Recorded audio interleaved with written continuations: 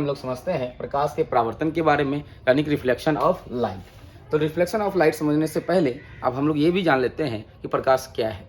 प्रकाश एक ऐसा कारक है जिसकी उपस्थिति में कोई वस्तु आप देख सकते हैं। अगर आप किसी वस्तु को देख रहे हैं तो इसका मतलब है कि प्रकाश वहाँ उपस्थित है, यानी प्रकाश की उपस्थिति में वस्तु देखी जाती है। जैसे रात के समय प्रकाश नहीं होता है तो वहाँ वस्तु को नहीं देख सकते हैं। तो प्रकाश का डेफिनेशन आपने अच्छी तरह जान लिया है। अब हम लोग जानते हैं परावर्तन के बारे में।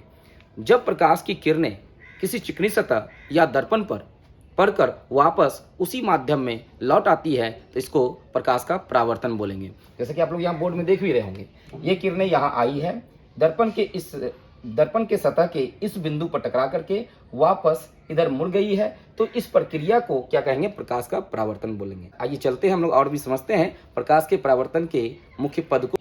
ये जो आप देख रहे हैं जो किरणें आई है, ये आने वाली जो किरण है उसको बोलेंगे आपतित किरण, यानी कि इंसिडेंट रे। जिस बिंदु पर टकराई है उस बिंदु को बोलेंगे आपतन बिंदु, और बिंदु पर टकराने के बाद वापस लौट गई है तो लौटने वाली जो किरण है उसको बोलेंगे परावर्तित किरण, यानी कि रिफ्लेक्टेड रे। जैसे कि आप लोग बोर्ड में अच्छी तरह से देख भी रहे हैं। जहां आपतन बिंदु है, आपतन बिंदु पर एक अभिलंब डाला गया है जिसको आप बोलेंगे नॉर्मल। आपतित किरण के साथ जो एंगल बना रही है, जैसे कि आप लोग बोर्ड में देख रहे हैं, आपतित किरण के साथ जो नॉर्मल एंगल बना रही है उस एंगल को बोलेंगे आपतन कोण।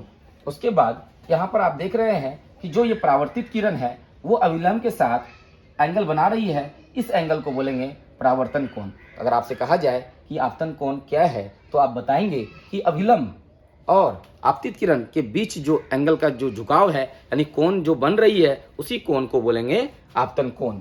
और जबकि परावर्तन कोण का डेफिनेशन पूछा जाए तो परावर्तित किरण और अभिलंब के बीच का जो झुकाव है उसी को ही बोलेंगे परावर्तन कोण।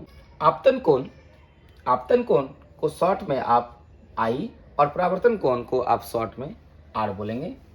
क्योंकि आई इसलिए बोलेंगे क्योंकि आपतन कोण का जो इंग्लिश नेम है वो इंसिडेंस एंगल, और परावर्तन कोण का जो इंग्लिश नेम है वो रिफ्लेक्शन एंगल है। इसलिए रिफ्लेक्शन एंगल होने की वजह से इसे आर से डिनोट करेंगे, और इंसिडेंस एंगल होने की वजह से इसे आप आई से डिनोट करेंगे। तो आइए और समझते हैं परावर्तन के नियम को। तो ऐसे परावर्तन का दो नियम है। कितने नियम है दोस्तों? परावर्तन के दो नियम है। पहला जो नियम है, ध्यान समझेंगे, पहला जो नियम है बहुत आसान है, बस मेरे साथ बने रहिए और देखते रहिए। आसान भाषा में आपको इस दोनों नियम को मैं आपको बता दूंगा। पहला जो नियम है तो आप देख ही रहे हैं, पहला नियम आपतित किरण, परावर्तित किरण और आपतन बिंदु ये आपतित किरण, परावर्तित किरण और आपतन बिंदु पर जो डाला गया अभिलंब होता है, ये तीनों चीजें एक ही तल के एक ही बिंदु पर स्थित होती है। ये इसका पहला नियम हो गया। एक बार फिर से मेरे साथ दोहराइए। आपतित किरण, परावर्तित किरण और आपतन बिंदु, जो कि आपको हम पहले ही बता दिए, आपतन बिंदु इसे बोलेंगे। वह बिंदु होता है आपतन बिंदु जिस पर आपतित किरण आकर के गिरती है, वह आपतन बिंदु होता है। तो आपतित किरण, परावर्तित किरण और आपतन बिंदु पर डाला गया अभिलंब तीनों ही एक ही तल पर होता है। यह परावर्तन का पहला नियम है। अब समझिए दूसरा नियम को। परावर्तन का दूसरा नियम बहुत ही आसान है। आपतन कोण दैट मीन्स आई, परावर्तन कोण दैट मीन्स आर जो होता है वो इक्वल होता है, यानी कि आपतन कोण परावर्तन कोण के बराबर होता है। ये इसका दूसरा नियम है। इसका मतलब ये समझिए दोस्तों, जब भी परावर्तन की घटना होगी, जब भी कहीं परावर्तन हो रहा होगा तो वहां पर ये दोनों नियम आपको हमेशा दिखाई देगा। तो कैसा लगा आज का वीडियो? अच्छा लगा हो तो लाइक एंड सब्सक्राइब कीजिए। जय हिंद।